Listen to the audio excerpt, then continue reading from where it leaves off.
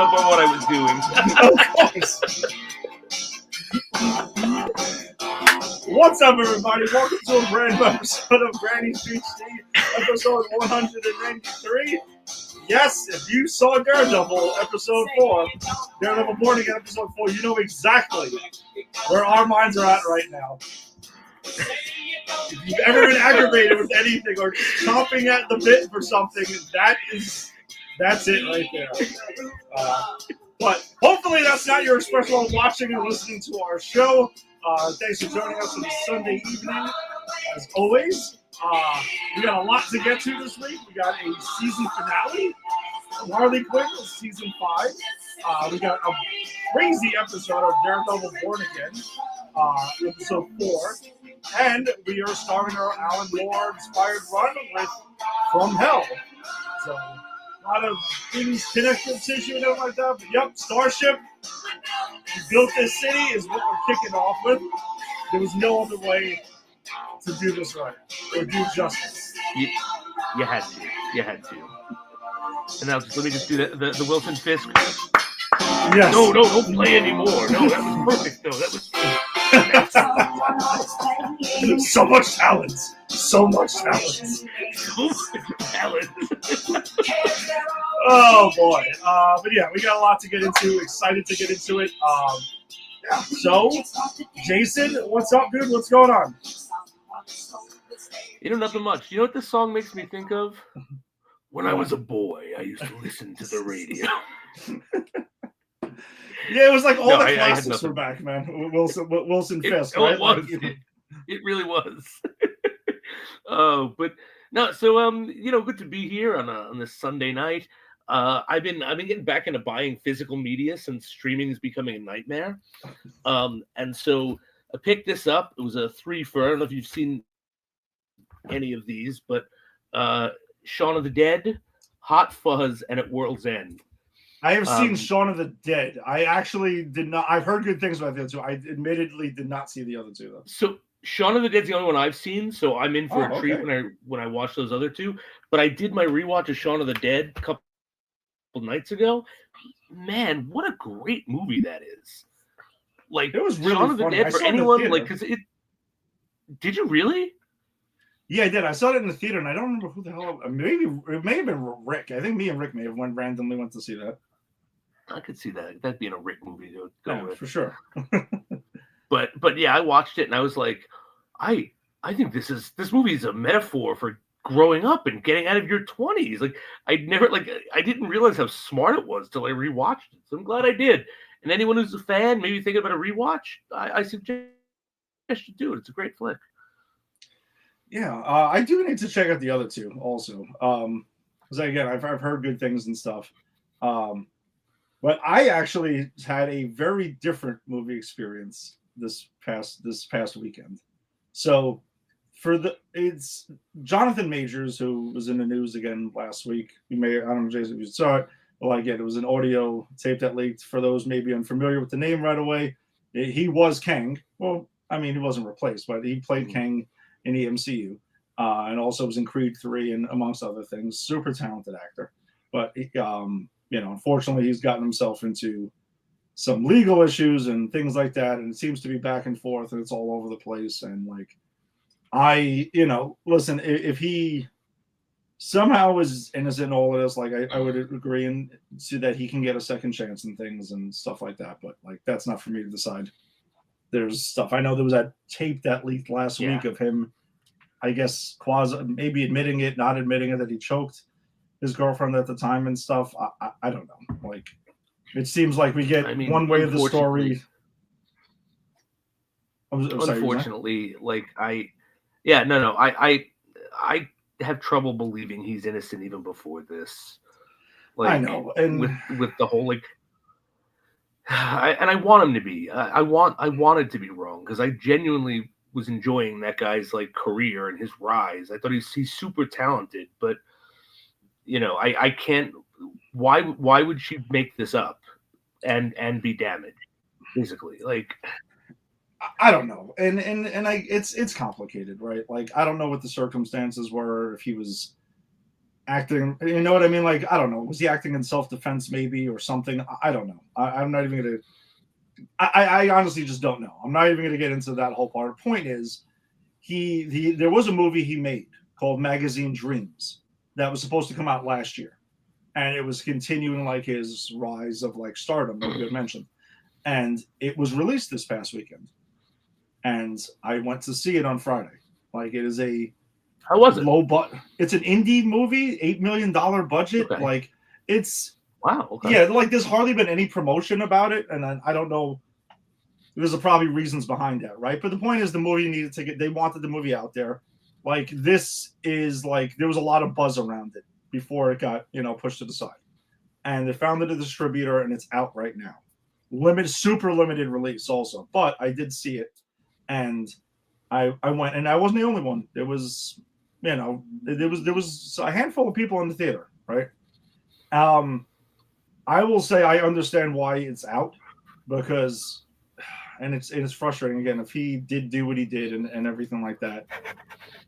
Jason, his performance in this movie is definitely like Oscar worthy, and it's definitely up there. Like, I understand why his full talents are on display in this movie. Like, again, it's a 2-hour movie.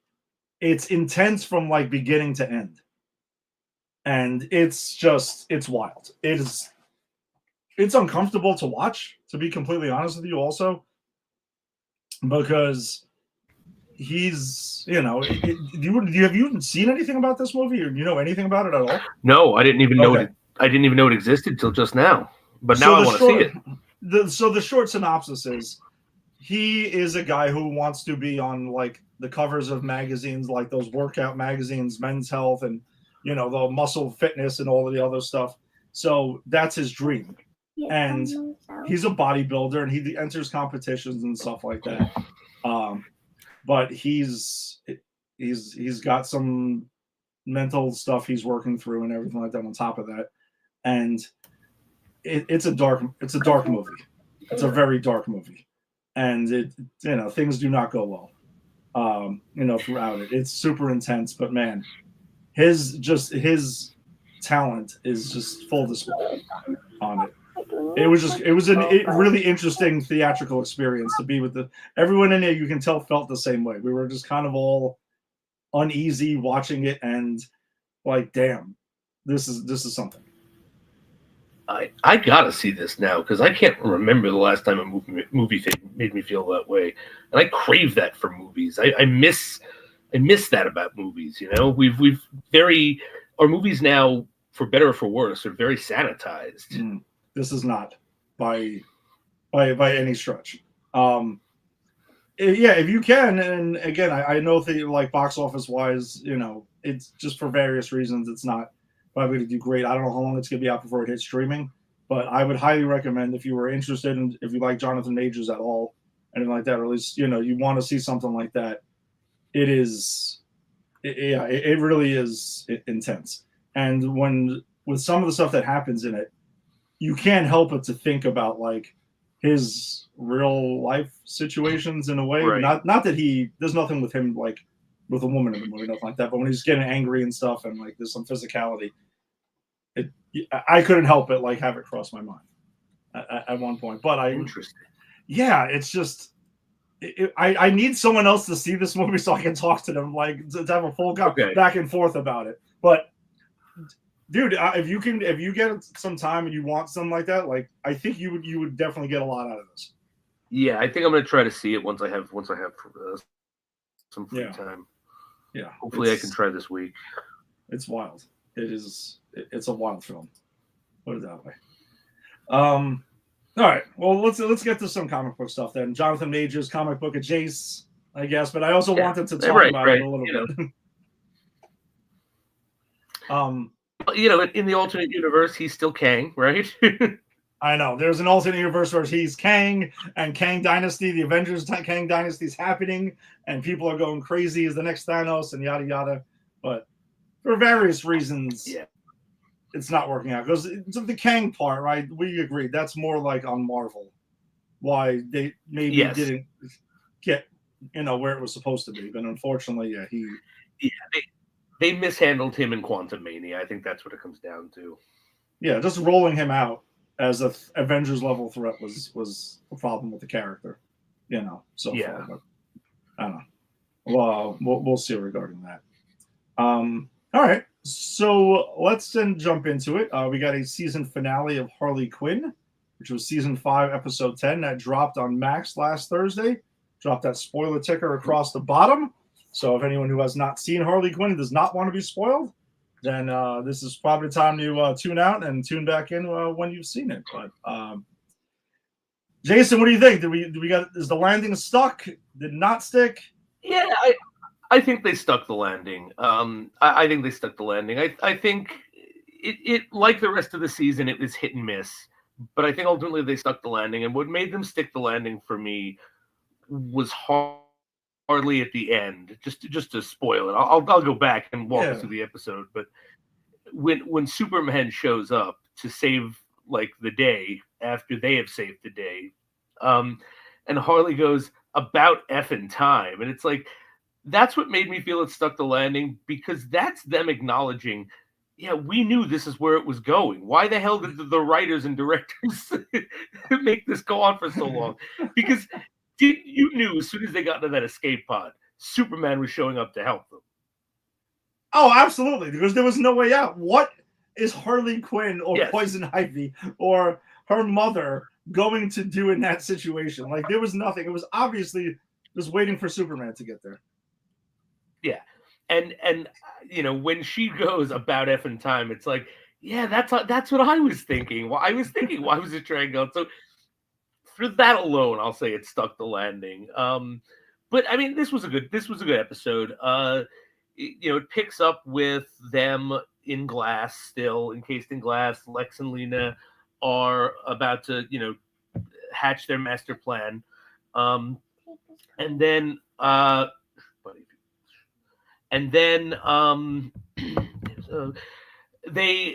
Harley decides to go full therapist again and tries to get them fighting to distract them. And I love this. She's like, hey, why don't you guys rename the town after the real person in charge, Lenaopolis? And of course, then Lex and her start sniping at each other. They almost Frankette is almost useful and almost knocks them off. But then tells them to go F off and leaves. They get Brainiac to help them. The mother actually comes in the clutch and like convinces Brainiac that the mess is the point. And so he decides to help them break the glass. It is the MVP as far as I'm concerned, because he gets up to the ray gun and, shrinks Lena and Lex down, and then brings them all back up. So he kind of saves everyone in that moment. Frankette eats the Luthors as they're getting run down by the train. And then Brainiac decides he's had enough of this, and he's going to. Lena had done something to put the ship going into a collision course with his home planet. He decides he's had a good run, goes into this like weird mental heaven where his family is like, don't leave Harley Quinn stranded like that, at least let her off the ship. He gives her the escape pod. They go, he crashes and dies. The escape pod crashes up. Frankette gives them a little air. Again, they're really trying to find uses for Frankette here. I'm glad you said it, because I was thinking the same thing. I'm just like, all right, I'm still waiting for the Frankette thing. Come on, let's go. Sort of, I guess. And then Superman comes back. We get the, it's about effing time. And Superman has the great line, my Morse code's a bit rusty, but I'm glad I was needed. Yeah, exactly. Good. And then, cut to a week later, 2 weeks later, whatever it was, Superman's restored Metropolis, but made it somehow closer to Gotham, I think was the implication. Well, I think, I don't know if he do that, or was it just a joke? Was that it was always that close anyway, but they just didn't fucking notice. Oh, maybe that was it. Yeah, I thought that's what it was. I could be completely wrong, because I always feel like they're New York and New Jersey, just like over a river, and that's it. Yeah.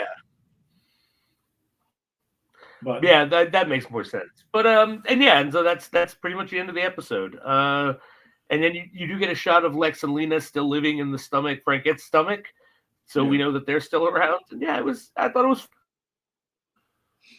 Yeah, it was fine. I mean, I didn't think it was anything like earth shattering or anything like that. Like I felt um yeah, there was some funny stuff in there, especially like with Bane when he was trying to they were Oh, saying like Brainiac needed to be convinced of what he did at the yeah, end of his play because he didn't see the end of it because Frank had died at that point, and then Bane has to make up a song on the yeah. fly, and he's singing in the Bane voice and everything like that. I thought that was pretty funny, and trying to like That just yeah, no, Bane, of course, yeah, singing, and it ends in disaster. And Harley's like, no, it ends well. No, it is not. That is not how the song goes.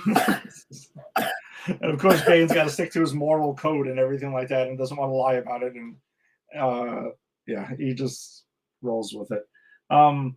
Yeah, again, I thought it was good. Do you think this is like a satisfying? What if this was the end of the series? Would you be okay with this if No, they not don't? as the end of the series. I'm fine with it being the end of a season, but when this show goes, it needs to have like a proper series finale where everything goes crazy.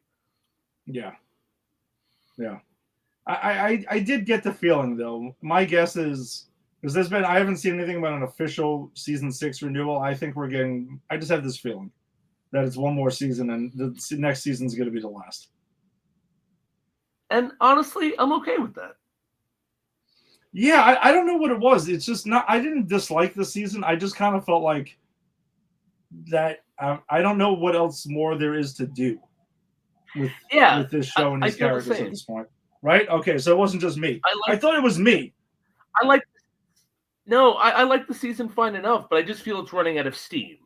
Yeah, exactly. So it's kind of like, all right, let's try to conjure up one more great go out with a bang season, for season 6, and then again, unless I'm wrong or something like that. But and if this was like the end, if it doesn't get picked up for season 6, uh, I mean, I don't know. I guess a lot of things ended resolved in some fashion that I mean, but we talked about it last week that we just kind of like to have shows get their own way to send off. Like, Yeah, give us a season where this is the end.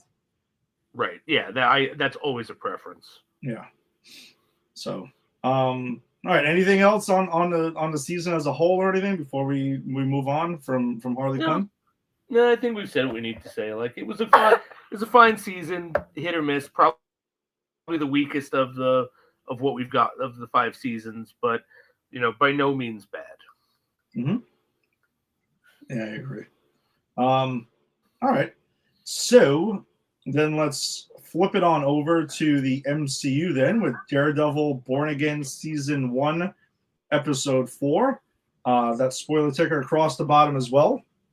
Because if you haven't seen the episode, then you don't want to be spoiled, then probably don't want to listen to this. Or if you don't mind, then let's rock on then, shall we?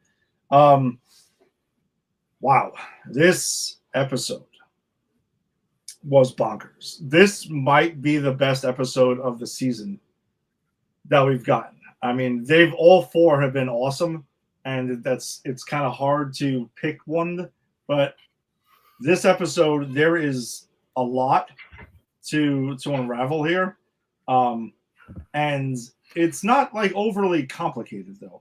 But I feel like this show has been like a pot simmering in some ways. Like it's starting now. The kettle is starting to whistle and everything like that. Like I feel like we're getting like the super action is about to hit the fan next week, because next week we're also getting a 2 episodes drop. See, episodes 5 and 6 both dropped this Tuesday night. So I do wonder, again, like it seems like that we're being queued up for that, big time. So in this one, man, like I guess we can. I figure the best way to approach this show is almost like the Daredevil story and then the Kingpin story or the Fisk story, because it seems like it's just parallels. And we talked about this a little bit Yeah. last week, right? Yeah, I think again this whole season is a treatise on human nature and specifically the natures of Matt Murdock and Wilson Fisk, and if they can overcome their own demons, right? And that's exactly what the heart of this episode for both of them.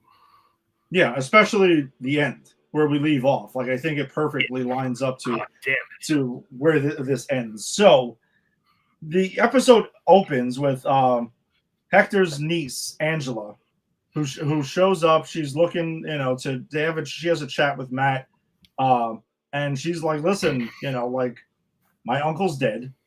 Me and Hector, like White Tiger, what happened last week, and nobody ain't doing shit about it. And Matt's just trying to like have her trust in the system and stuff. Like that's it. But they're just basically finding out like there was a gunshot, there was a murder at point blank range. No casing was found, and the coroner's just kind of like, but it's not really, if it's not on the body, it's not my problem. And I think that starts off the stuff with Matt in this episode, because with Matt, it's very much about him seeing that the system is kind of failing. Like that's kind of what Daredevil's whole thing, right? Like he wants to fight the good fight in the courtroom and do things by the book, but then Daredevil exists when the system fails, right? Right, and that's highlighted, but with his new client, right? Like that whole interaction with his new client is the light being shined on of how much the system is failing people. Yeah, because we also see after that. So, but one thing with Angela though, in the comics, she's the one who picks up the mantle of White Tiger. I figured. Yeah, exactly. So I'm not sure if we're gonna get that in the MCU or not, but just throwing that out there just in case there is something. She seems a bit young to see wherever we're gonna get unless there's like a flash forward. But because I would imagine she's probably like a teenager, right? In this. Yeah. Or someone. Yeah. Yeah, I think so. For like 14, 15. Yeah. So we go on where Matt gets a call, and then he's actually in a moment of like he's still twiddling with one of the broken horns and stuff like that, and he is obviously thinking about putting the suit back on. Like I think he's wrestling with this like daily. It was my interpretation of this, and which is why he's carrying the broken horn around with him constantly and fiddling with it. And he gets a call to pick up a case that was basically a petty larceny, and we see where his client gets arrested, and he's like, the cops are there eating the things he's arrested for right in front of him and cracking jokes and stuff like that. And then when Matt shows up to see him, to try to get his probation or anything like that, they have a conversation about it. He's just kind of like, listen, there's cameras, there's people everyone's going to testify you did this. Like no one's debating whether you're guilty or not. He's claiming his innocence. But did you clock what he suggests to Matt once after all of this is there? What he he's like, oh, well, maybe it was a Skrull. Oh, yeah. Oh, yes. I did catch that. And Matt was like, no, it wasn't. But the significance to this seemingly throwaway line is remember we were talking about the end of Secret Invasion. To me, this solidifies that Skrulls are known to regular people and to everyone out there that they're all over the place. That so at least that backs up that Secret Invasion had some sort of an impact on something. Right, exactly. And solidifies that, yes, this is part of the MCU proper. Yeah. So we get a lot of that. I thought that was pretty interesting, though. And I actually rewinded to make sure I heard it right because I thought I was maybe like, just making shit up there for a second. But yeah, then he goes and tries to go get probation, some sort of like plea deal and stuff like that.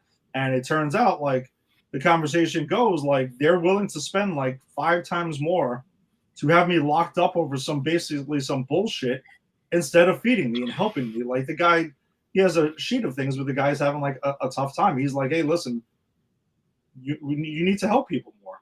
Like instead of feeding him, they're willing to lock him up. Like they're going out of their way for this. And that's kind of what, it's the system failing. Man. Yeah. And he even makes the point like, the last and his crimes have been petty. Like he steals food and shit, and Yeah, he exactly. said the last time I got arrested, I missed my appointment for my benefits, and then they canceled them on me because I was in prison and couldn't get out to hit the appointment, and then I couldn't even buy food, and I had to go dumpster diving, and this is the only time he ever actually admits his guilt, and he said, "Yeah, okay, so I wanted something sweet at the end of my dumpster meals. Like, so what? That I need to go to prison for that?" Yeah. Yeah. And Matt, you can see, like, at the end of it, he's not really arguing with him in that conversation. It's just kind of like, he's kind of right. Like, he sees his point. That's where I think this continues to jog. Like, the conversation with Angela, now this, and then the big thing that happens, though, is that when he goes and well, actually, I wanted to mention, too, he runs into that cop again as he's leaving the station. Yeah. And he sees the same dude, and he wants to know, like, he tries to, like, basically interrogate him on the run, but he's just like, you and your friends couldn't be, my witness had you guys all looking bad. You guys couldn't have that. So you had Hector killed. You can't be embarrassed. NYPD can't have that. And this guy explains to him, like, listen, his father, his cousins, and all this other, they're all cops and stuff like that. And, it means a lot to them and stuff like that. Like, they're not. But Matt, while this conversation's going on, kind of hones in on his heartbeat to see if he's lying about this. And he's telling the truth. And Matt backs off a little bit then. Yeah. Right? Yeah. Which was interesting. Yeah, I thought that was pretty interesting. And so you kind of like, so go ahead. I think that this is setting up kind of like there are cops who are cutting corners and doing the wrong thing, but that's not necessarily the corrupt cops. You know what I'm saying? I think they might be trying to draw a line about, like, these guys are not good cops and they're not good guys, but they're also not murderers. I mean, I guess maybe that's what they're trying to set up. I don't know, but I think it's interesting enough. Yeah, there's a lot of gray area, right? Like, it's not just simple, hey, like, good cop, bad cop, and stuff like that too. Right. So Matt gets his answer there, but he does still take another shot with him when he's just like, because the guy's like, well, there's others that are, we're pretty much going to make your life hell and stuff like that. Like, nobody would want to hear again about you interfering with stuff. And he just tells him, like, yeah, well, guess what? I guess you're going to have to bring more guys than you did last time, though. Again, letting him know that I kicked your fucking ass. Like, and I'll do it again. Yeah, he's rubbing it in. Yeah, exactly. Which I do love. And he decides to go to the scene of the crime that we saw at the end of episode 3. And, does this really interesting thing where he pushes this glass bottle down the stairs to see where it rolls, and it rolls into this little sewer thing, and he finds the casing. But the casing has a Punisher skull on it, has a Punisher logo on it. And he decides to go and to seek out Frank Castle. Visit an old friend. Jay, you know what?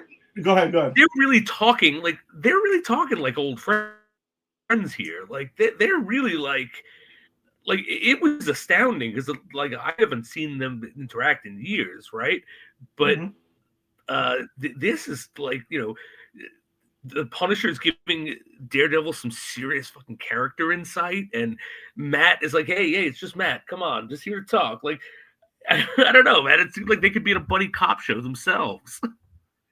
So I thought it was fascinating that Matt knew exactly where he was. Like, he's off in this, like, I don't know if it was like a school building or something. It looked like he was like in his, like, janitor's room and stuff. But he's got, like, his gun set up. Like, this is his Punisher hideout. This is his home base of operations. When we catch up with Frank Castle, we see he's got this whole beard out. He's pretty disheveled. Looks like he's addicted to painkillers because he's just shoving them down like they're candy. He's not doing well, right? And it starts their scene where they have another intense, fucking spectacular scene in this, right? In this show, we've had it almost every week where there's, like, some sort of awesome just dialogue. Not even like it has to be action packed. Yeah. But this was it, and it did remind me of the rooftop scene from season 2 when they first 100%. meet. Right? Like when they're both chained up and stuff. But Mhm. Matt goes to Frank, and he's just like kind of giving him some shit about like what you've been up to, things like that. He's like, you can kind of be of service, and that obviously ticks Frank off. It's like, oh, you don't think I've been of fucking service? You run around with your Halloween costume and shit like that, beating up bad guys, and it gets into their whole dynamic, right? Like Frank's like, you put the fucking bad guys down. You don't just beat them up a little bit and send them to prison. Like it gets back to their whole colliding ideologies. And what I find so fascinating about it is that, Frank pushes back on him, and no, they both know how to push each other's buttons. And Frank knows They really exactly do. what to do to him. They do, right? And while Matt's going in there thinking he's going to push Frank's buttons to go ahead and to get his information that he wants, Frank spins it around on him, and it's just like, oh, like, so what about you lost your friend, didn't you? You lost him. He tells him, say his name. Don't be a coward. Say his name. He goes, I don't think you're here, for some sort of information. Like, you're looking for permission from me because you want to hurt somebody really bad. He knows exactly what like Matt's wrestling with. He can smell it on him, he even says. Yeah, no, I mean, it's such an amazing insight, and he just refuses to say the name, which I think is amazing. And when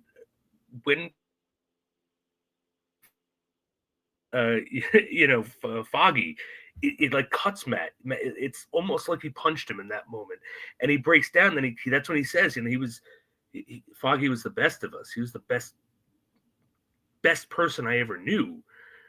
So, but I think it's amazing that they don't get there with a fight, and it's the same as the rooftop scene. They don't get there with a fight. They get there with the back and forth, and the fact that they do genuinely understand each other. They're very similar people who go about things in a very different way.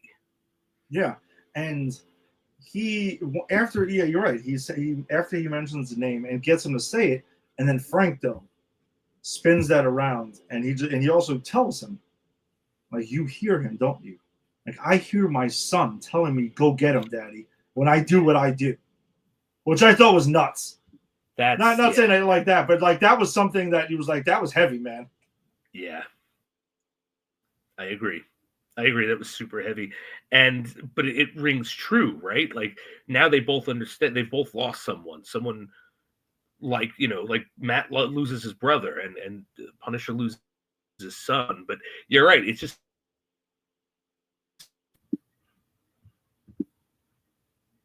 yeah, and Matt's justifying, like, I did what, because Frank's yelling at him, like, what did you do? What did you do for him? You didn't do shit about it, and that's why you are where you are right now. He's like, I did what I had to do. It was about, he got life. He goes, oh yeah, Bullseye got life. Bullseye's breathing the same air. He goes, did Foggy get life for that? Yeah. And that line really hits Matt hard. Yeah, and that's a good line. It's a great line. I mean, because the whole thing Matt's arguing is, I let the system take care of it. I'm trusting the system. I'm doing what I'm supposed to do. And he points out, like, yeah, but the system isn't to be trusted. Yeah. And that's and Matt, I think little by little throughout this episode is where he's, his ideology is starting to he was trying to do it kind of Foggy's way, right? Like by trusting the system, because that was the way Foggy always had told Matt, and didn't always approve of necessarily the Daredevil aspect. And I think Matt's starting to revert back to who he is, Yeah, 100%. And that's again, it's the push and pull, right? It's the he wants to be Matt Murdock so badly, but he is Daredevil. Yeah. And that's his nature. And Frank Castle is here to say, maybe your nature isn't as bad as you think it is. Yeah. Because how good is the system you're putting your faith into? And this is not a very action-oriented episode, but this dialogue, I mean, this is why I came to the original Netflix show. It's just so well done, and so much is conveyed conflict-wise through their words, these emotions. Like, I feel for Matt. I feel for this push and pull that he has, and like he can't get over the fact that he wanted to kill Bullseye in that moment. He wanted to take his life, and he didn't. And I think he's wrestling with that I think that's part of why he feels guilty, the guilt that he feels around Foggy. That's why he's kind of trying to do it Foggy's way, is because he couldn't save Foggy and couldn't vindicate his death with the guy who killed him, But it's such a beautiful way it plays out. Yeah, and also Matt did try to kill Bullseye. He did push him off the rope. He intended to murder him right there. He did. In that split right. second. And that's where, I think it's, he does it Foggy's way because he felt like he went over the line. So he snapped and he went too far. Yeah. So it is fascinating, like the whole thing with Matt Murdock. And he ends up hitting Frank during this towards the end of it, and he apologizes immediately. He goes, "For what? Like, what do you apologize?" But he's basically trying to tell him, like, you're right. Like, you need to let it go. You need to go do something. You need to get back out there. And like you said, stop trusting the system with that. But then that leads Matt down a line where, he's kind of struggling without that. He sees his girlfriend. They have a moment together. And towards the end of the episode, he's laying there in bed thinking about this. He goes up to the roof. We see he's got this like little, mini like closet type thing. And he's got like 5 different Daredevil helmets. And he gets his weapon and he starts friggin' training. Like he starts like kind of shaking off the cobwebs for a little bit. And you can tell he's getting ready basically to suit up. He knows that there is no choice at this time. Yeah. Is the way that I had seen it. But then on the flip side of things, Wilson Fisk, his storyline in this episode starts off with Daniel and BB out having shots and going out and hanging out until 5 a.m. and everything. And he ends up spilling the beans on the Red Hook project that's there. And then that leads him, to, it kind of screws up Fisk's day because he has this whole thing planned out where he's kind of still wants to do mayor stuff. He has that meeting in Red Hook, and he starts learning that you can't just do things on a whim, right? Like, you can't just say, hey, Red Hook project, let's go. And his assistant is just telling him, like, this red tape, you got to do this, you got to do that. You got to also play the game and be the mayor. You got to show up and do these appearances and yada, yada. Which takes us to fucking hilarious scene in this episode where he's doing the mayor stuff. He's like, all right, I've got a busy schedule today. All right, I'm here for that. I feel like I'm getting a little bit better with my Wilson Fisk. I think you are. That was good. This is pretty good. I'm all yours. And he goes ahead and he sits down, and then we catch up with him though, sitting in front of these kids, and it's like, welcome, Mayor Fisk, and everything like that. And they're singing till we built the city. And at the same time, he's like itching. His hands can't stay still and everything like that. Like, he's just this is not the part he signed up for. Right? Like this is the bullshit part he did not sign up for. They're all out of tune and everything like that. And I read a thing. I don't know if it was the director of the episode. Apparently the kids were too in tune when they were shooting this, and they had to like scatter them and stuff like that to make it sound kind of like all like more like kids doing it because weren't properly trained. That's funny.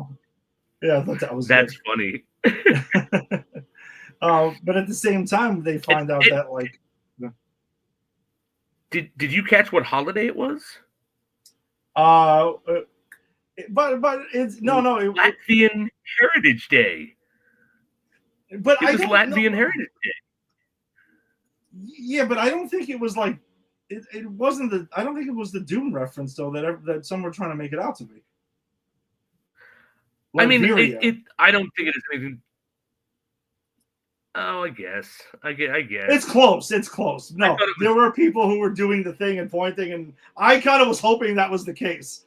Because I'm like, man, you guys are really doing some serious world building in this shit. I thought it was just like a nod, like it exists. But yeah, Latveria sounds so real that I actually confuse it with Latvia sometimes. So I know, so did I. So did I.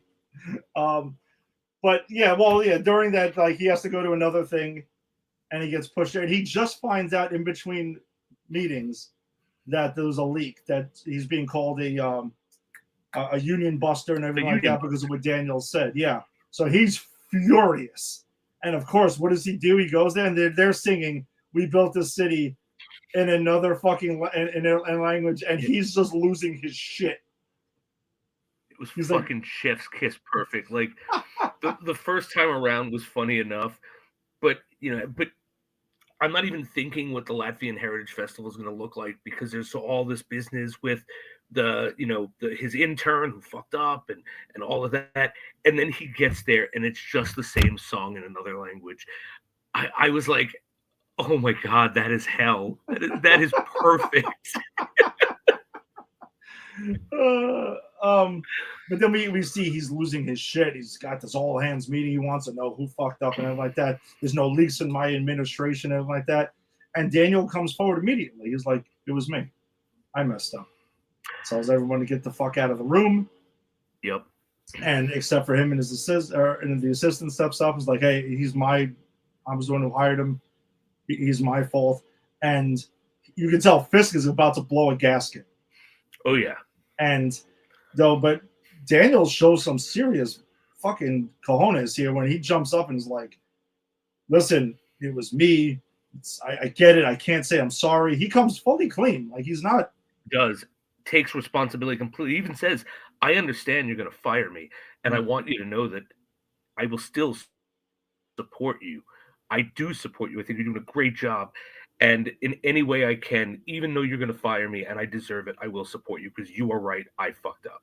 And it was like, what do you say to that? And what Fisk says is like, "Well, you took responsibility," and he gives the whole thing about how he's used. It's one thing if you betray someone, but to actually take responsibility and understand what you did. He's like, "I'm not going to fire you." And the kid's like, "No, but you're going to fire me." He's like, "Do you want to lose your job?" But he's like, no, I don't. So I thought that was amazing. And I love that the way the kid, like, you're right, because he was brave. He was like, he was, Fisk wasn't overselling it. What he did was ballsy and respectable. But Fisk tells him, "If you do anything like this ever again, it's going to be the last thing you do." And he doesn't realize this, but we as the audience know that he's not threatening to fire him if it happens again. Exactly. He's going to fucking kill you. And yes. But the thing is, I think his assistant, who you see her in between them when they're having this conversation, I think she catches on to what Fisk is saying there, what he's throwing out there, and because her face, she looks mortified at that moment. Or she's like maybe suspicious of it. So I think this moment was real interesting too because it ties back to earlier in the episode where him and Vanessa are at counseling again, and we get confirmation that Adam was, the guy who was in an affair when Fisk was away, and they have this interesting talk about it because Fisk is kind of like doesn't want to talk about it, and then Vanessa, she addresses it kind of head on, and they both were, when they're being asked about it, they're both like they don't know where Adam is. They're kind of just like and Adam, and then they get asked like what happened exactly, and Fisk just says, "I had a conversation with him. I let him know how I felt about you, and I couldn't imagine you leaving, not having you, and that was that." And she's even kind of calling some bullshit on it or whatever. But I don't know if Vanessa. I don't know at this moment what Vanessa knows or doesn't know truly the whole everything that's happened here. Even even there's a thing that's there where the doctor tells them like, "Hey, one of the strongest signs of love is forgiveness, letting people know more on." So I do think that is a direct correlation of him forgiving Daniel. Yeah. Right. The through line for him. Yeah, because he's trying to do that and to execute that because he's like, yeah, I guess he thinks back to it and he's like, "All right, I'm going to forgive Daniel also, but I'm still not going to let this slide. I'm not going to be soft on him. I am also going to threaten his life, whether he knows it or not." Right. I mean, because Wilson Fisk is still going to Wilson Fisk. Exactly, and that's where we end up getting to is so then he has this conversation with Vanessa, right? And he talks about his father. Of course, to start that off, when I was a boy. And then he mentions though that and I totally was like, like pointing the screen. I'm like, there, he said the fucking thing again. Yes. Um, but he's explaining to Vanessa that forgiveness was not like in his father's bag. Like, nah, like that was not his thing. This is kind of like a new thing that's here. And maybe also telling Vanessa that, like, I'm trying this forgiveness thing, but it wasn't really taught to me by my father, who I learned a lot of my stuff from. So I'm just letting you know that, like, that's where I'm kind of at right now. And great character. Yeah, it really is. And he ends up like past that though. We see him sitting down. He walks past the white painting, by the way, which has blood on it now. And we see Wilson sitting down in a dark room, having a meal, more of a hearty meal of what we're used to, into one set of what we've seen. I also noticed that there's like a huge plate full of food and stuff. There's been a lot of comments. He's just dropped weight and things like that. Yeah, like but he's cutting up steak in this episode. Like it's not brutal, but it's definitely more carnivorous symbolically than what we've seen him eat in the past. Yeah, absolutely. Which I also do think that it also reflects that in this moment, he's being who he truly is, right? Giving into like the kingpin. He is still the fucking kingpin, and he's in his dark room, and then we see Adam, who is caged, who is disheveled with long hair and stuff, and he's screaming to get out while Fisk is eating his food, eating his dinner. Yeah, and he's screaming like, "Fisk, let me out!" And Fisk is just like, "That's Mayor Fisk." Exactly. Just corrects him with that while he's eating his meal. But it also explains why his hands have been cut up and bloodied, which we started suspecting something was going on here. So the breadcrumbs were there. But this is also cut together with Matt's suiting up again, or starting to suit up. Because it's them realizing they are who they are. Yeah. Like, what we've seen here is that everything, and this was big, it's a big revelation for me, because I wanted Wilson Fisk, even though I knew he wasn't going to, I wanted him to be somewhat genuine, at least, in his attempt to become a better person. But this whole time, he's been doing what he's doing with this guy chained up in his fucking rec room. Like, so no matter what he's been doing, it's all a lie. It's a shit. This is who he is. And everything he does out there is the face of the mayor he puts on to project who he wants to be. But, when you've got a guy chained up in your closet, it doesn't matter what you do outside of that closet. Like, you're still a fucking awful person. And I think that's what the scene was supposed to convey. Mm-hmm. And it really conveyed it in a way to me where I was like, it took me a minute to wrap my head around like that. Like, holy shit, this guy has been here the whole time. Yeah, and I think it's interesting too, because we talked about the parallels, right, between Matt Murdock and Wilson Fisk in this series.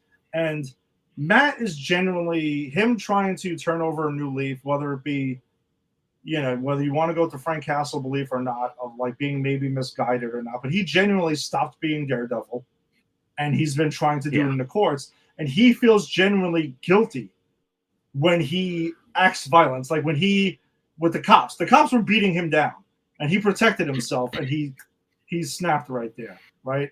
Like he defended himself. He wasn't given much of a choice, right? Like that's there. So I think, and that's what. So Matt's trying to give the genuine turn over the leaf, and then Wilson Fisk, Mayor Fisk, is the costume again, who I think he does want to be, right? I think that's where or at least the Echo thing, the thing Echo did to him by calming down his rage is there, but he is ultimately reverting back to it behind closed doors. So his attempt to turn over the new leaf isn't completely genuine.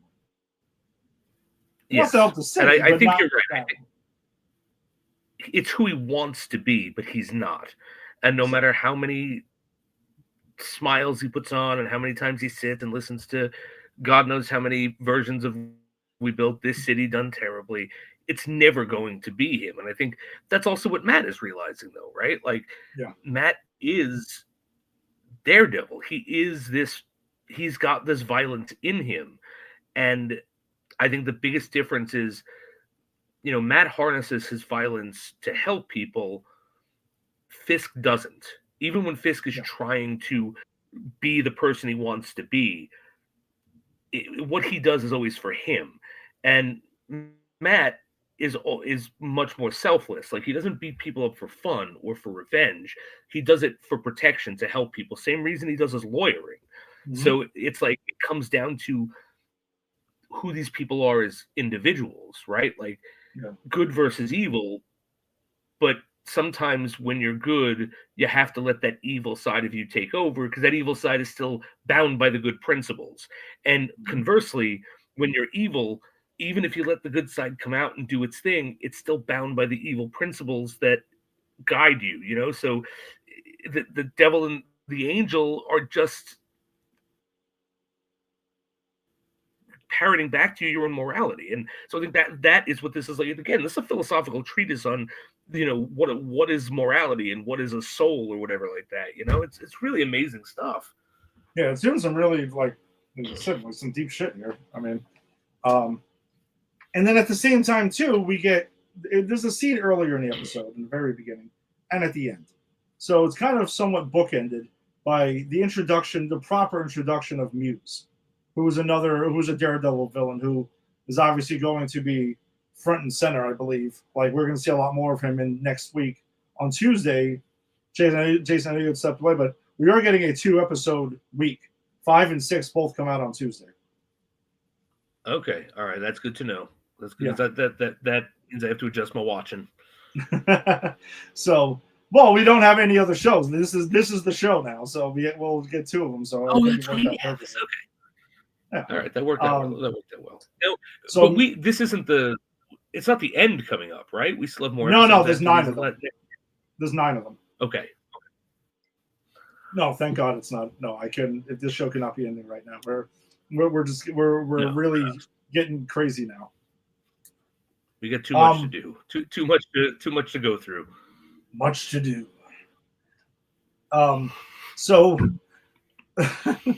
So Muse is there, and we see him earlier in the episode, and we find out he's kidnapping people and chaining them up in whatever lair he's got going on and draining their blood for basically what's going to be his artwork. Because that's Muse's whole fucking jam. Is him going ahead and he creates artwork based on, like, blood and humans and shit. Like, he's insane. Yeah. That was the guy with the white mask that kind of looks like White Tiger. So if you're not familiar with Muse, that's who that character is. Okay. Yeah, I was only familiar with him through the text that you and Rick were sending, but I actually have never seen him in a comic. He's actually a fairly newer, like, Daredevil villain. He's not like a classic one. Yeah, he's somewhat more recent. So I thought it was interesting that they chose to go with him, but pretty wacky, interesting, sick fucking character that we're about to really get rolled out here into this whole thing that's going on. But see, that makes sense because you have good and evil struggling within themselves if they are good and evil, and now we're putting this third piece on the board that doesn't give a shit about good or evil. It just is, right? It just, like, psychopaths don't contemplate good or evil. They just do. Yeah. Kind of like the Joker, essentially, right? Like, kind of like that. Exactly. Like these agents of chaos. Because Fisk might be a bad guy, might be evil even, but he's not agent of chaos. Fisk is sort of, it's order. He's like order and rules, but it's those that help him. And Daredevil's kind of chaotic good because he knows that you have to push the limits of good sometimes, do the right thing. But what we're going to get here is chaotic evil, which is just they do what they want because they want to do it. And I think that is the perfect choice for this. Yeah, and Fisk has been recently mentioned. He's talked about how chaos needs to reign sometimes, or it needs to be out there. So it is. Yeah, you're right. It is a really interesting time to bring Muse into the fold now. So yeah, 2 episodes though, man. 2 episodes. Yes. A lot to watch. I'm excited for it. Yeah. All right, so then let's roll on to our movie of the week. I'm not putting a spoiler ticker because I mean this is 2001, so I mean this is it's a 24-year-old Yes. movie. If you worried Yeah, about getting spoilers for spoiled this from 24-year-old movie. yeah, sorry about that. So we have decided to go down the path for some Alan Moore inspired films, and there are quite a few of them, maybe not even like really front and center that you might be aware of. Uh, but we've decided, you know, we're gonna kick off. We're gonna like we like to do like a theme of our movies for a stretch. We are kicking things off with From Hell from 2001, a movie starring Johnny Depp and Heather Graham here, amongst other fun actors that Jason and I have had experience with, like Coltrane and everything like that. Yeah, Uh, Robbie Coltrane, baby. Robbie Coltrane, who's been in the mix with our James Double O Deep Dive show, where we had him for Bond for a Yep. little while with Pierce Brosnan. He's one of my favorite parts of those Brosnan movies, where he's like the head of the Russian KGB. Yeah. Yeah. So this movie was based on a graphic novel. Now, like Jason, you said you read the graphic novel, or am I misremembering this? So I did not. It's the only Alan Moore I haven't read. Okay. But I did go and take a look at I did do some research about the similarities and differences from the book and the movie, so I can talk about that. But this is this is the only time I've ever experienced this story. I've never read it. I want to, not because of this movie, um yeah, it's very, very different from what I understand. Oh, okay. All right. I guess overall thoughts on this. So I'm trying to remember. I think I did see this in the movies. Okay. I think I did because there was a stretch of like where I was seeing like random Johnny Depp movies, and I was not having the greatest time with a lot of them, and I don't know why I kept going back and seeing them. Then it was very strange. But it was like not really, it was like Secret Window. I think there was this, and then yeah, Secret Window was bad. Secret Window was that's a whole point. Yeah, that's a real bad. Yeah. Yeah, me and Burr went to see that. That was rough. You stole my story. God, thank God that this is not that though, because I started to wonder, and I'm like, oh my God, did I confuse this and everything? I think this movie's. I think it's fine. I'm not gonna say I loved it. I think it was okay. I'm not over the moon about it. Johnny Depp's performance, absolutely. He's never the issue, I think, with my stuff. I've always Rick. I'm gonna give Rick the credit on this. He's the one who said this a while back, and I guess it may have slightly changed since. He said, because I was complaining about Johnny Depp once, I was like, Johnny Depp and Keanu Reeves have like the exact opposite careers. Johnny Depp, super talented actor, but seems to choose some of the strangest roles. Like he almost needs a challenge. He like picks up a script and was like, "This is shit," but guess what? I'm gonna fucking elevate him because I'm not damn good, right? And then you got Keanu Reeves, whose agent's like, "Maybe you're not the greatest actor in the world, but guess what? This is fucking perfect for you. Yep. You're gonna fucking. This is gonna be it." And you just go and do your thing, and it's fine. But you know, hence since then, Keanu Reeves has done his thing. He has John Wick now, and he has a lot of other stuff. But again, he perfect vehicles for Keanu Reeves to be in, right? Like he seems to like find his niche.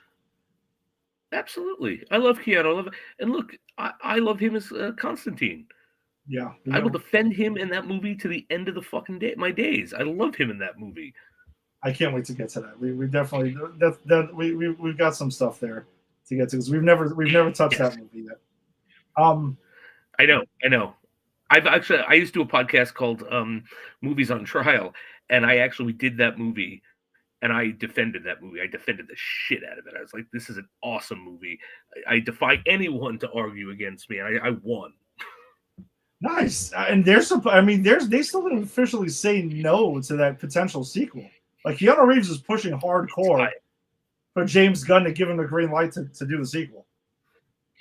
And I hope he does. I mean, and it doesn't have to be connected to anything in the DCEU. Just let him have a sequel. That's it. Yeah. Just make sure they just got to bring back the guy who played the Devil. The guy who played the Devil makes that movie for me. I agree. Yeah, that was Maybe we have to get to that this year, because just in case they don't get a sequel or not. I'd love to hold off until then, but like we don't know if it's ever gonna happen. I mean, I can talk about that movie anytime. But with From Hell though, I was gonna text you last night when I was watching this. I almost felt like there were times in this movie where I was doing these like opium trips with Johnny Depp in this. Yeah, right? Is it me, or was it me, or was it just getting weird sometimes? Some of the editing is weird. Okay. Like, and I think it's specifically the editing of, like, you know, the murders and the stuff, and not just that, just the Johnny Depp like having his visions of the future, Mm-hmm. which from what I've read is not at all in the book. Interesting. Like, he's in the book, he's not like a super sexy opium addled clairvoyant. He's a guy who's kind of bad at his job.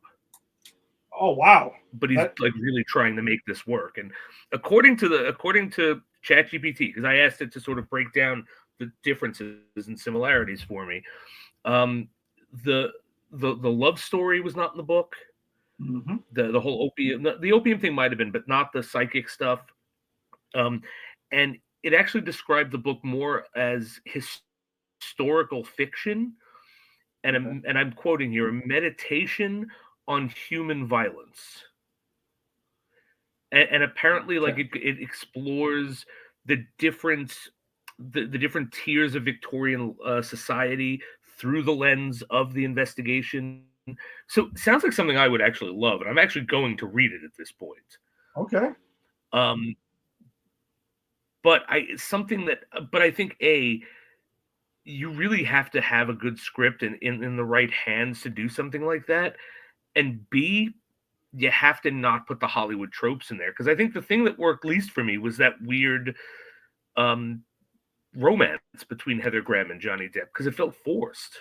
All right, so I'm glad, but sorry, so maybe I wasn't too far on this opium trip that I had no opium to do with, and it was just the movie took me on this, because I thought it was. There were times during this movie where I felt like did I miss something? Am I losing it? I mean, I think I've seen enough films to be able to usually follow a coherent story, and this movie lost me a couple of times with shit. Oh, same. I think.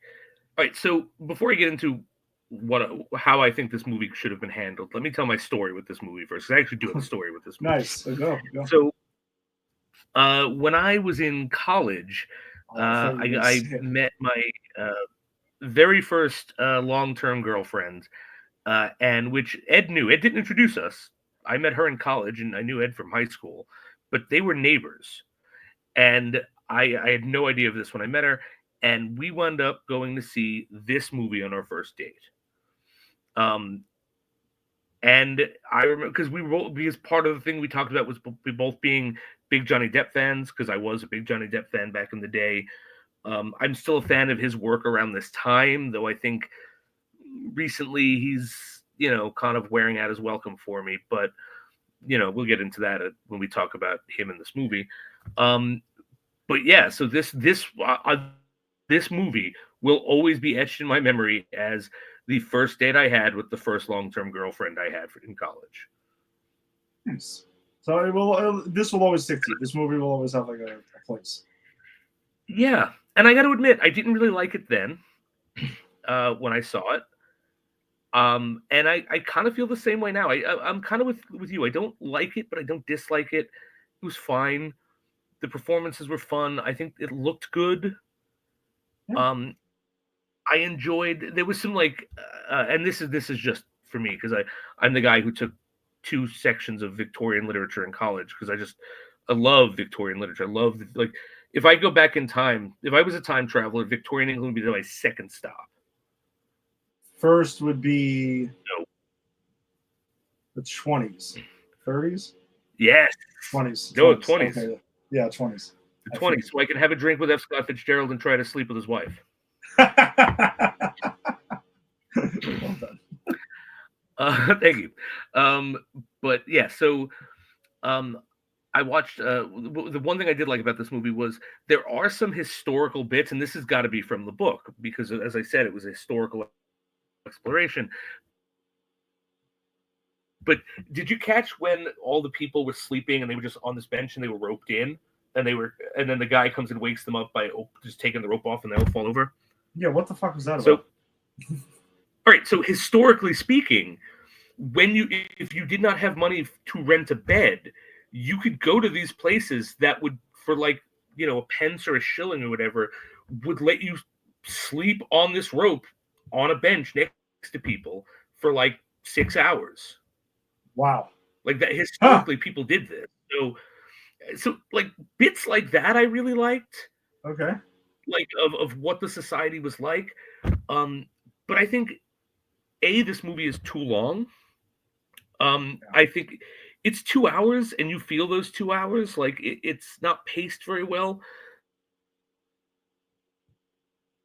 And B, I think this was given to the wrong director. And I know this is going to hurt you to agree with me, but just try to be impartial here. Oh boy, I know where this is Tim going. Burton directing this movie, a much better movie. Yes, I will. That's the thing. I will agree with you on that 100%. So this was directed by two people, Albert and Alan Hughes. Yeah, and did you see their filmography? Like, what made anyone think they were the people to direct this movie? So I'm gonna pull this up because I do love doing this stuff. So he's done The Book of Eli with Denzel Washington, which I've said. He directed Menace to Society? No. That's what I'm saying. And Dead Presidents. What the fuck? Huh. Yeah, I researched this too. Oh, the two of them together. Yeah, the two of them together. Yeah. Yeah. Dead Presidents, and what was the other one? There was one more. American Pimp. Yes. So, like, those first three movies all have a through line. And Menace to Society is good. I haven't seen the other two, but Menace to Society is really good. But, like, this guy is like, these two people are like known for directing street crime and at the time it was sort of more contemporary things.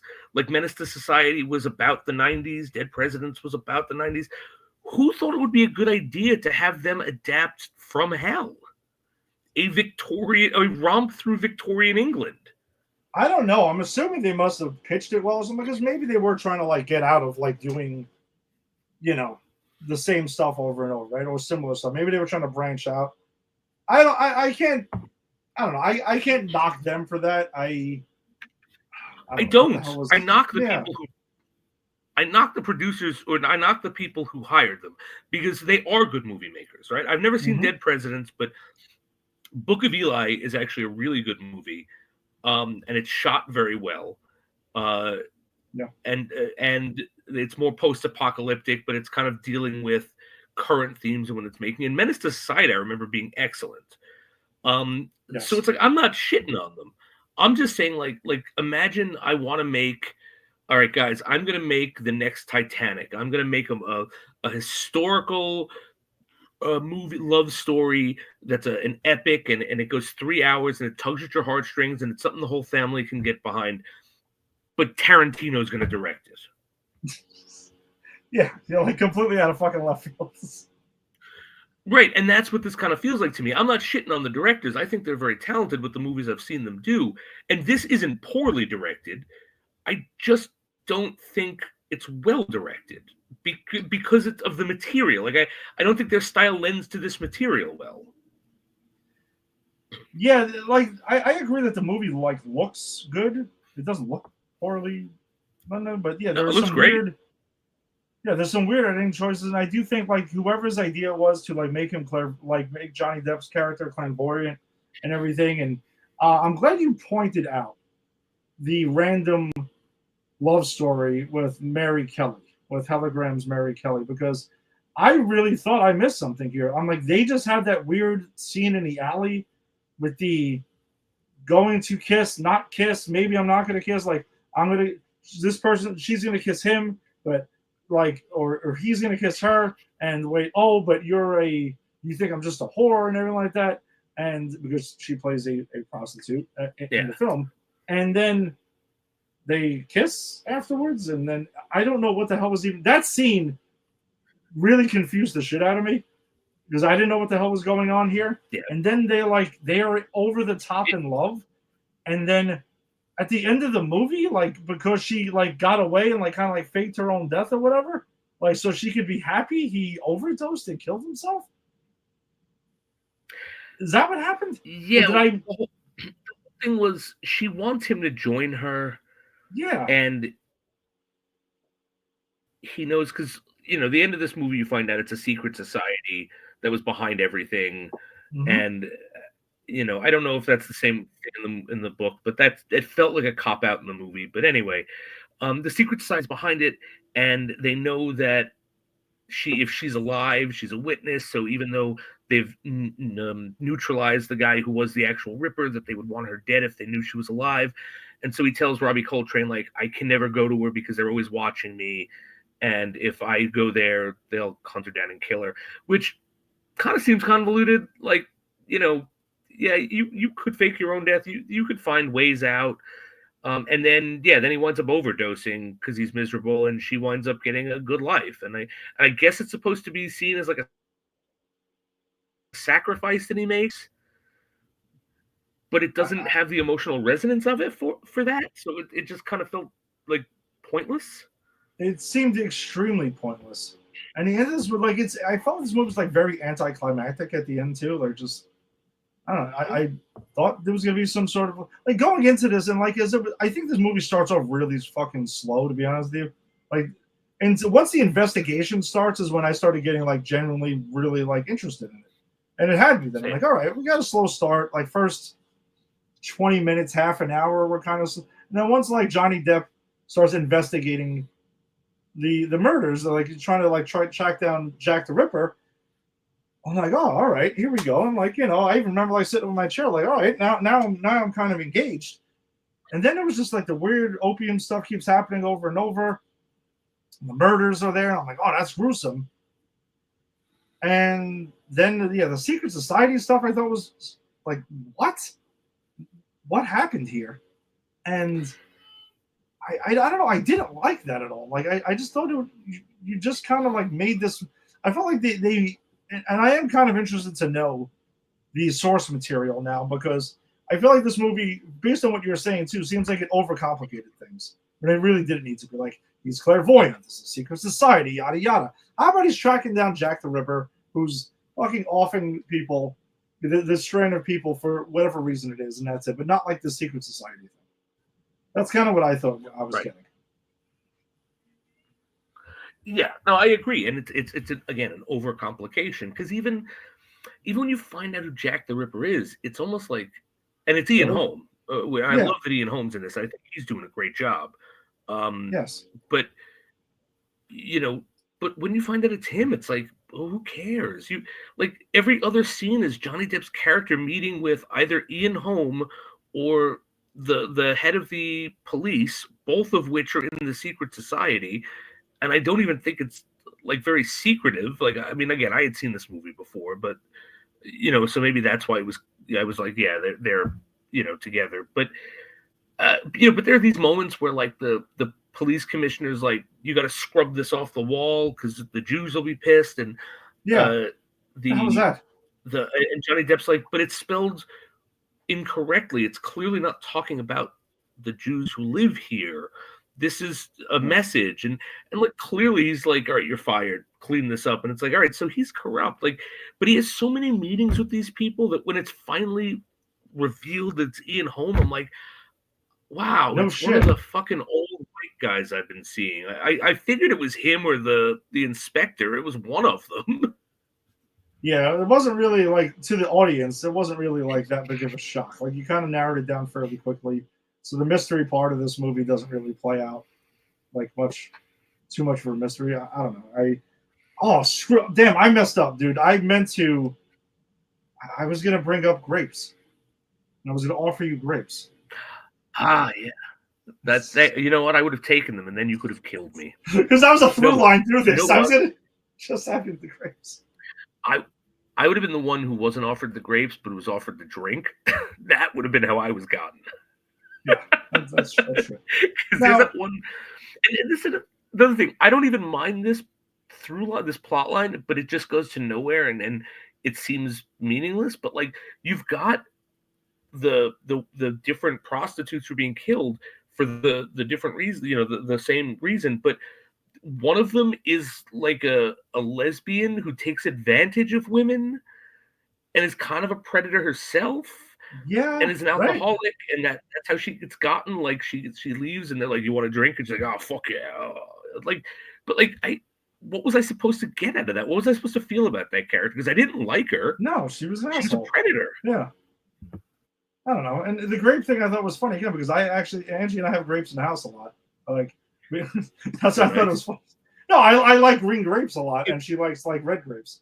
So I, No, grapes are awesome. yeah, during the movie we were gonna bust out because she watched it. She actually watched this with me yesterday. We were gonna bust out the grapes, and then Oh, what did she think about she thought it was the same thing. Like we were joking around, just like, so that was mid, as the kids would say now. Yeah. Like I don't hate the movie. Was she happy to see Hagrid though? Because Oh yes, Robbie Coltrane also Hagrid. yes, she was. So when Robbie Coltrane first pops on the screen, I just turned around and I looked at her, and I knew he was in the movie already. And she didn't react for a second. I was like, "Does that look familiar to you? Usually smaller? Oh shit, yeah, that's Hagrid." And I'm like, yeah.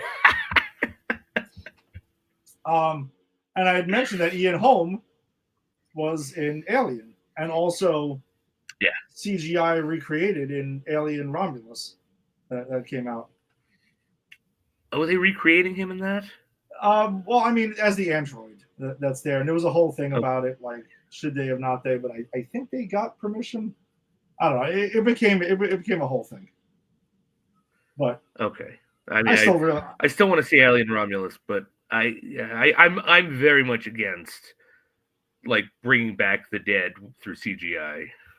yeah, it's I don't know.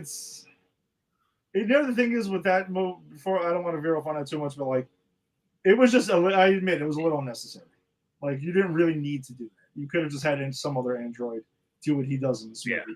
But it was more. It was just definitely like a nostalgia thing that they were going to throw in there for Alien fans, and that was it. I don't know. I didn't think it was that. When you see the movie, you'll see why exactly. Like if there's a reason Okay. that character needs to be in it, I get it. Kind of like in Rogue One. Like I understood why they did it in that because it would have been weird to not have him in it. You have to have Grand Moff Tarkin Exactly. because he is such a big part of the first Star Wars movie. And yeah, you could recast him, but Star Wars fans are crazy. Yes, exactly. You know? Yeah. So, There. I mean, as much as I am one, I would hope not to be in a crazy band, but yeah, there were some who lost their minds. but I'm not talking about the casual fans. I'm talking about the people who got that one canceled because of like a gay character, Yeah, exactly. Yeah, that's what I'm talking about. Like they might firebomb a place if Grand Moff Tarkin is recast. Yeah, I guess to wrap her up with this movie, like I don't know, I just that's how I felt, and I knocked out with a half an hour left. I had to rewatch the ending today. Yeah, I took it in two chunks. Like I watched an hour one night and then an hour the next night, and partially it's just because again I was kind of bored. Like I don't know if the problem was that it was trying to do what the graphic novel was doing, but also try to make it more Hollywood. And again, like I think from what I understand the source material to be in this time 2002, I mean Tim Burton was for sale. The man was like we're not talking about Beetlejuice Tim Burton or Ed Wood Tim Burton where he's chasing a dream. We're talking about like shilling for Disney Tim Burton. Just give Tim Burton some money and let him do this. Because I think it would have been more interesting. It probably would have done the whole meditation on Victorian society better. It wouldn't have had the extraneous, love plot.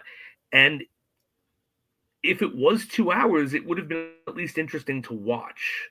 Like, you could ding Tim Burton for what you want, but his movies are not ever visually boring.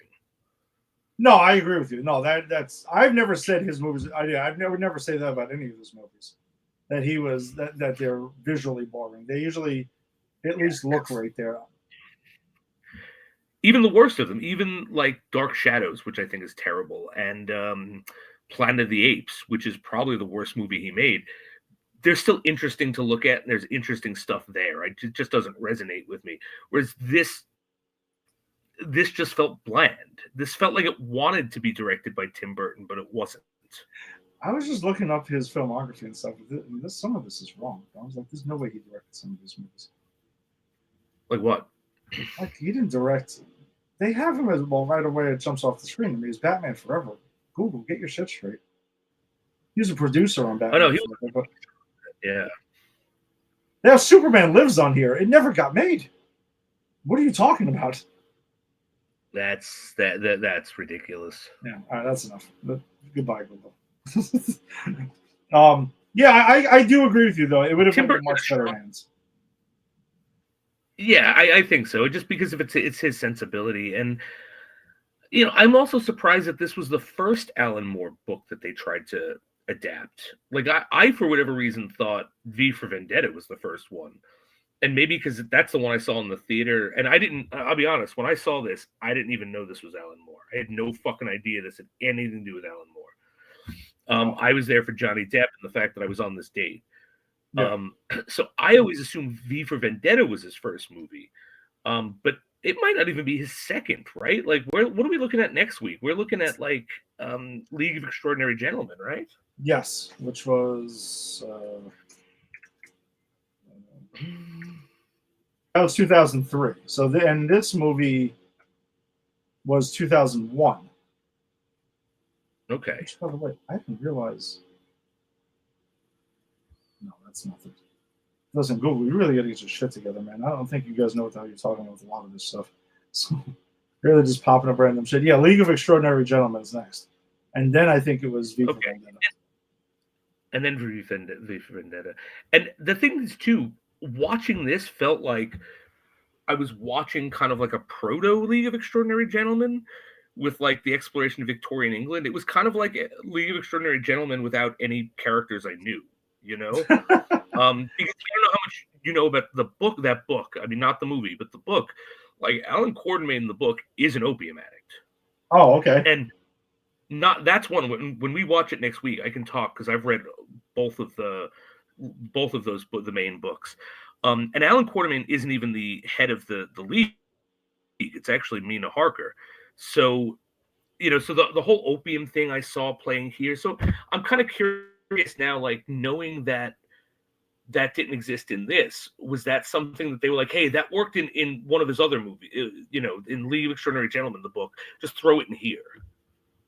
Maybe. But by the way, so for the record, I have not seen I've never seen League of Extraordinary Gentlemen. Wow. All right. So I've got to. I'm not going to say a word. I really want to hear your thoughts on it without any interference from the outside world. Don't read anything on it. Just watch it. I know what the Rotten Tomatoes score is. All right. but I trust you. I trust you to no, go in. No, I will go in. No, because I'll tell you if I like it or not. I mean, 16% is usually. I don't think I've overturned too many of those, but like, listen, I will go in. I don't.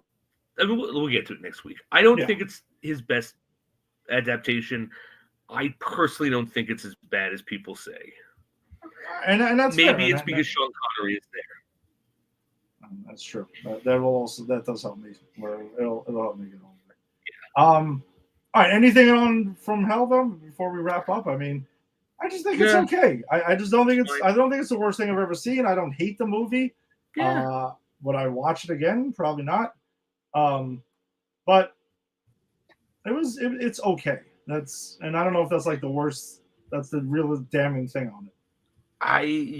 That's the thing is, it is just okay. Like I didn't hate it. I'm not saying fuck you movie. I'm not frothing at the mouth. No. I wasn't like wasn't doing shots to get through like I had to do with I think Madam Web. But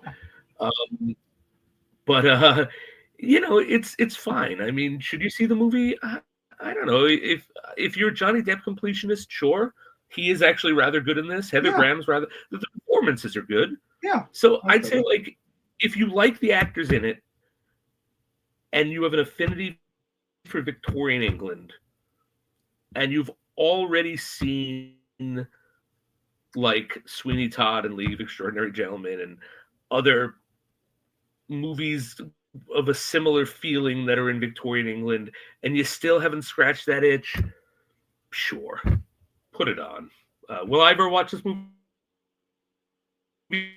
Because I hate it, just because there were better movies to watch. That's true. That's a good movie. Well, I've seen it twice now because I did see this in the theater. I do remember seeing this in the theater.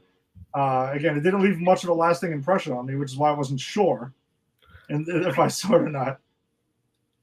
The only reason I remember seeing this in the theater was because of the story I told. Yeah. Had I had just seen this on like a random Friday night with some pals from college, I would have been like, from hell, did I see this? That's kind of what I felt. Because I think I went to see this with like some coworkers at like Foot Locker or something, like after work when they were like, "Oh, fuck it, let's just go." And saw it. I was like, "All right, well, that happened. Just keep moving." Yeah, right, exactly. And to be honest with you, I watched this movie. I finished it yesterday, so I watched part of it Friday, part of it yesterday. Now that we've discussed it and I've said my points, I can't tell you I remember much about it. I mean, no. All right. Well, then that wraps it up for us this week. Thank you as always for joining us. If you check us out on Facebook group, check out Granny's Peachy's Facebook group where we share a bunch of articles and funny stuff and trailers and whatnot that don't quite make the show as well. And you can check out all our episodes there. Check out Pop Culture Pros and popculturebros.com because that's who we are presented by. If you're checking us out on YouTube or audio-only podcast, subscribe to Pop Culture Pros. A lot of cool stuff on the channel as well, besides our stuff, and our past episodes are all there as well. Jason and I will be back next week. We will have 2 episodes of Daredevil Born Again, episodes 5 and 6, to talk about, along with our movie of the week as we continue our Alan Moore run, A League of Extraordinary Gentlemen. So I'm excited to finally get around to this. I feel like this has been suggested to me by quite a few people, so I'm going to see what finally what all the fuss is about. I think whether you like it or not, you will be entertained by it. That's what I feel. And that's fine. And I'm for that. Let's go. Then I can at least say that, hey, I was entertained, and whatever else, then we can get into the nitty-gritty and the minutia. So all right, so we'll see you next week. And I can talk about the comic book, which I've read, so I'm very excited. Oh, nice. All right. Well, there you go. Now we do have the source material perspective to counteract them. So we'll see you guys next week. Peace.